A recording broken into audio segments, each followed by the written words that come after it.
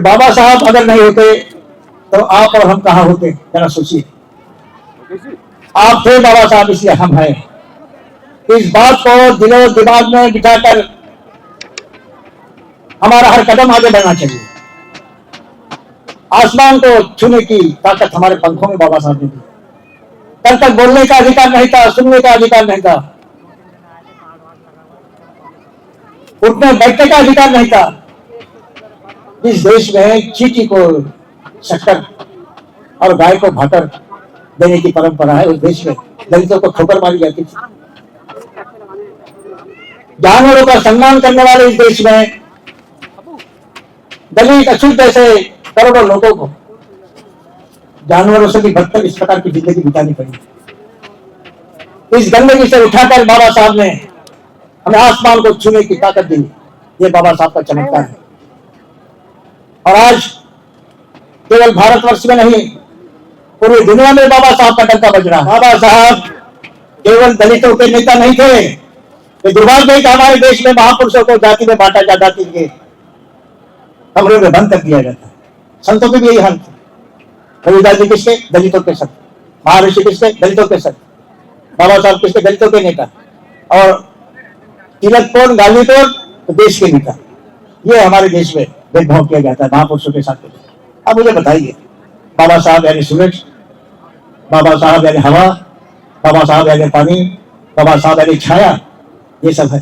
अब मुझे बताइए, जब सूरज उगता है तो सभी का उजाला देता है। ये नहीं कहता कि इसके घर में मैं उजाला दूंगा, दलितों के बस्ती पर मैं रोशनी डालूंगा, बाकी पौधे, ऐसा कहता है सूरज? भेदभाव नहीं करता। हवा कभी भेदभाव नहीं करती। पेड़ कभी भेदभाव, पेड़ की छाया कभी भेदभाव नहीं करती। जानवर जाते हैं, धूप लगती है तो आदमी और इस जानवर भी पेड़ की छाया में जाते हैं। पेड़ कभी कहता है कि तुम मेरे खिलाफ, आपको बताओ, ऐसा कोई कहता है? भेदभाव करता है? बाबा साहब ने भी इस देश में कभी भेदभाव नहीं किया, कभी भेदभाव नहीं किया। आप अपने घरों के, दिलों के दरवाजे खोल के तो रखो। तुम अपने दिलों के, घरों के मकान और खिड़कियां बंद करके रखो तो बाबा साहब के विचारों की रोशनी पहुंचेगी कैसे तुम्हारे? अगर बाबा साहब के समानता के, भाईचारे के, राष्ट्रवाद की रोशनी अगर तुम्हारे दिलों दिमाग में और तुम्हारे मकानों में अगर पहुंचानी है तो तुम्हारे दिलों के दरवाजे, खिड़कियां खुले रखो ताकि बाबा साहब के विचार आप तक पहुंचे और आप भी इंसान बनने की कोशिश करें। ऐसे मुझे पूरा विश्वास है। देखिए, बाबा साहब ने महिलाओं के बारे में कहा, एक आदमी पढ़ता है तो एक ही आदमी पढ़ता है, लेकिन एक महिला जब पढ़ती है तो पूरा परिवार पढ़ा लिखा हो जाता है।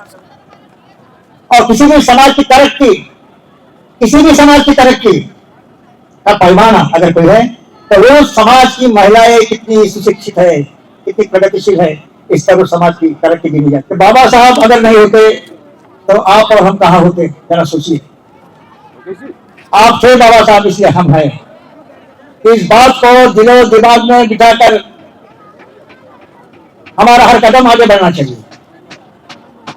आसमान को छूने की ताकत हमारे पंखों में बाबा साहब ने दी। कल तक बोलने का अधिकार नहीं था, सुनने का अधिकार नहीं था, उठने बैठने का अधिकार नहीं था। जिस देश में चींटी को शक्कर और गाय को भाकर देने की परंपरा है, उस देश में दलितों को ठोकर मारी जाती थी। जानवरों का सम्मान करने वाले इस देश में दलित अछूत जैसे करोड़ों लोगों को जानवरों से भी बदतर इस प्रकार की जिंदगी बितानी पड़ी। इस गंदगी से उठाकर बाबा साहब ने हमें आसमान को छूने की ताकत दी। ये बाबा साहब का चमत्कार है। और आज केवल भारतवर्ष में नहीं, पूरी दुनिया में बाबा साहब का डंका बज रहा है। हमारे अरविंद कुमार जी ने कहा कि पुलिस परमिशन नहीं देती। बड़े दुख की बात है। हमारे उत्तम जी ने कहा कि परमिशन कैसे मिलाना है, क्या मिलाना है, वो मिल जाएगी। उसके लिए कुछ तोड़फोड़ करने की जरूरत है कि बाबा साहब का संविधान हमने दिया। संविधान को मानने वाले लोग, हमें संविधान के द्वारा देश में क्रांति करनी है, परिवर्तन लाना है। जिन्होंने हमें ठोकर मारा, ऐसा काम करेंगे। जिन्होंने ठोकर मारा वो भी हमारे गले लगकर भाईचारा निर्माण करने का कोशिश करेंगे। ऐसी कोशिश हमें करनी है। भगवान बुद्ध का धम्म दिया बाबा साहब ने।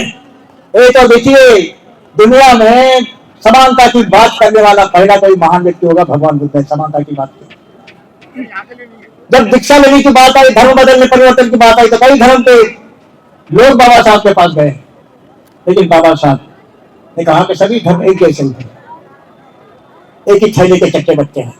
एकमात्र भगवान बुद्ध का धर्म ऐसा है जो समानता की बात करता है, भाईचारे की बात करता है, आजादी की बात करता है, सम्मान की बात करता है, इज्जत की बात करता है, इंसानियत की बात करता है, और सभी को मैत्री और करुणा से गले से लगाने की बात करता है। दुनिया में कोई धर्म ऐसा?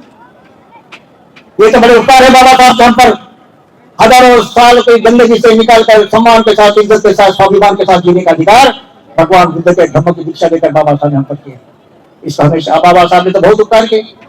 इतने उपकार बाबा साहब के हम पर है कि आप और मेरे जैसे करोड़ों लोग अपने शरीर की चमड़ी निकालकर जूते बनाकर भी बाबा साहब के कदम में पहना दे, तभी बाबा साहब के उपकारों को लौटा नहीं सकते। इतने उपकार बाबा साहब।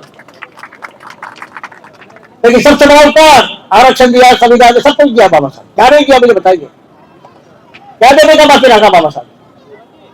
लेकिन सबसे बड़ा उपकार अगर बाबा साहब ने कोई किया है, हजारों वर्षों की धर्म व्यवस्था की गुलामी से बाहर निकाल, गंदगी से बाहर निकालकर हमें सम्मान के साथ, सीने के साथ सीना तानकर इज्जत के साथ जीने का अधिकार दिया भगवान बुद्ध के धर्म की दीक्षा देकर। ध्यान में रखिए, हमारे सागर साहब ने एक बार बड़ी अच्छी कही, महिलाओं के बारे में बाबा साहब ने कहा, आज संविधान के बारे में बहुत सारी बातें की जाती है, लेकिन बाबा साहब ने कहा इस देश के महिलाओं को सम्मान के साथ जीने का अधिकार, किसी पुरुषों के बराबरी का जीने का अधिकार दिया है बाबा साहब के संविधान ने दिया है।